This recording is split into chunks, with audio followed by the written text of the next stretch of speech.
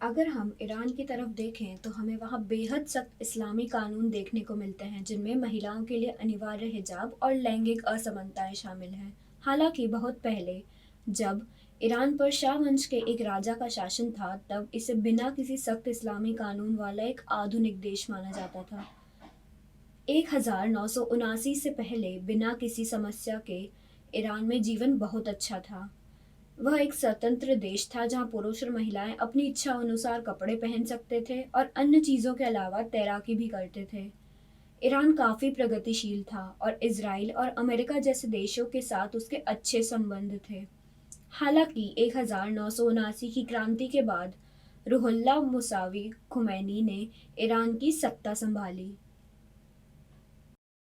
उसके बाद सब कुछ बदल गया क्योंकि उसने अनिवार्य हिजाब जैसे कई सख्त नियम लागू कर दिए। यह एक आधुनिक समाज के बदलकर इस्लामी कानूनों द्वारा शासित एक पूर्णतः पारंपरिक इस्लामी राज्य बन गया।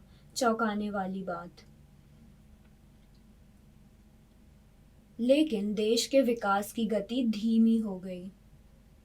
इसके परिणाम स्वरूप जीवन यापन की लागत बढ़ गई, अर्थव्यवस्था को नुकसान पहुंचा और लोगों में निराशा फैल गई। आज देश का शासन सर्वोच्च नेता अयातुल्ला अली खामेनेई के हाथ में है और वह कई वर्षों से देश पर शासन कर रहा है। एक दुखद घटना में ईरान में सुरक्षा बलों ने उन लोगों पर गोली चलाई जो पानी की गंभीर समस्या के लिए विरोध प्रदर्शन कर रहे थे। दिल दहला देने वाला। ईरान के लोग इन सभी वर्षों में लगातार कष्ट सहते रहे हैं, लेकिन अब लोग तंग आ चुके हैं। जब वे ईरान से इस्लामी राज्य बने रहने की प्रथा को समाप्त करने और देश में शाह युग की राजशाही की वापसी की मांग कर रहे हैं। ये उनकी मांगे हैं। 27 दिसंबर 2025 को पूरे ईरान में बड़े पैमाने पर विरोध प्रदर्शन शुरू हुए। लोग मुल्लाओं, धार्मिक उपदेशकों को चले जाना चाहिए जैसे नारे लगा रहे थे। तानाशाही का अंत हो और हमें अपनी आज़ादी वापस चाहिए, ये उनकी मांगे थीं। विरोध प्रदर्शन तेहरान के ग्रैंड बाजार में शुरू हुए और जल्द ही पूरे देश में फैल गए, जिनमें कई बड़े शहर शामिल थे, जैसे कि तेहरान, मशहद, इस्फान और शिराज। इन स्थानों पर बड़े पैमाने में विरोध प्रदर्शन हुआ। इस विरोध प्रदर्शन का मुख्य कारण जीवन यापन की अत्यधिक उच्च लागत और ईरानी मुद्रा रियाल के गिरता मूल्य है। रियाल की कीमत गिरकर 1.42 मिलियन अमेरिकी डॉलर प्रति डॉलर हो गई, जो मात्र 6 महीनों में अपने मूल्य का 56% खो चुकी है। रियाल के मूल्य में आई इस भारी गिरावट के कारण जीवन यापन की लागत बढ़ गई और आर्थिक अस्थिरता पैदा हो गई। लोग परेशान हैं। 1979 के बाद ईरान के अन्य देशों के साथ संबंध प्रभावित हुए और उन पर कई प्रतिबंध लगाए गए। राष्ट्रपति डोनाल्ड ट्रंप ने 2025 में कई बड़े प्रतिबंध लगाए थे। इस फैसले से ईरान की अर्थव्यवस्था प्रभावित हुई और ईरान की तेज आय में भारी कमी आई क्योंकि अमेरिका प्रतिबंधों के कारण कई देश ईरान से तेल नहीं खरीद रहे थे।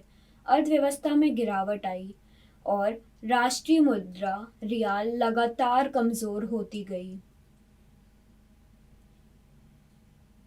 अर्थव्यवस्था खराब थी, इन्फ्लेशन तेजी से बढ़ गया और 92 मिलियन आम लोगों के लिए रोजमर्रा की जिंदगी दिन प्रतिदिन कठिन होती चली गई। खाद्य पदार्थ, दवाएं और आवश्यक वस्तुओं की कीमतों में भारी वृद्धि हुई। कीमत अविश्वसनीय रूप से बढ़ गई। 6 महीनों से एक साल के भीतर कीमतें तेजी से बढ़ गईं।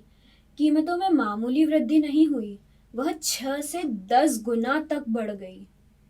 उदाहरण के लिए, यदि पिछले वर्ष एक पाव रोटी की कीमत 100 थी, औसतन 72% की वृद्धि के साथ इस साल उसकी कीमत बढ़कर 172 हो गई। बाप रे! खाद्य पदार्थों की कीमतों में कुल मिलाकर औसतन 72% की वृद्धि हुई। इस तीव्र पतन ने ईरानियों को क्रोधित कर दिया और उनकी हताशा और बढ़ गई। इसलिए लोग सर्वोच्च नेता अयातुल्ला अली खामेनेई और इस्लामिक रिपब्लिक को हटाने की मांग कर रहे हैं। वे चाहते हैं कि देश को ईरान के नाम से जाना जाना चाहिए। विरोध प्रदर्शन हिंसक भी हो गए। ऐसी ही एक घटना अजना शहर में घटी जहां सुरक्षा बलों ने प्रदर्शनकारियों पर गोली चलाई, जिसमें कई लोग मारे गए।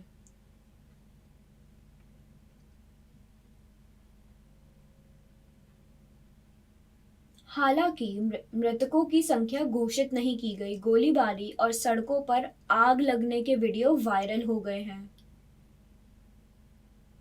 अभी तक किसी की भी मृत्यु की घोषणा नहीं की गई है।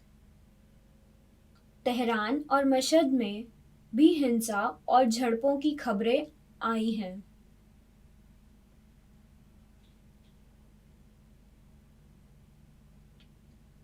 राष्ट्रपति डोनाल्ड ट्रंप ने ईरान को कड़ी चेतावनी देते हुए कहा, अगर आप लोगों को मारना शुरू करते हैं तो याद रखिए हम आप पर नजर रख रहे हैं। अमेरिका बहुत करारा जवाब देगा। अमेरिका लोगों की हत्या का समर्थन नहीं करता और उसने ईरान को धमकी दी है। आश्चर्यजनक रूप से सरकार पर इतना दबाव है कि भारत के आरबीआई के समान सेंट्रल बैंक के प्रमुख मोहम्मद रजा फरजीन ने बिगड़ती स्थिति के कारण इस्तीफा दे दिया।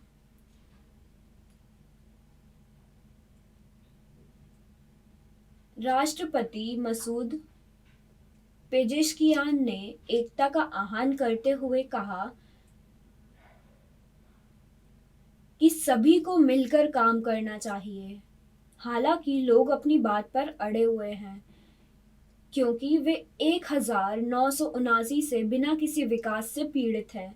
खबरों के मुताबिक अगर विरोध प्रदर्शन बढ़ते हैं और सुरक्षा बल स्थिति को नियंत्रित करने में विफल रहते हैं तो ईरान के सर्वोच्च नेता खामनेई और अन्य शीर्ष नेता देश छोड़ सकते हैं।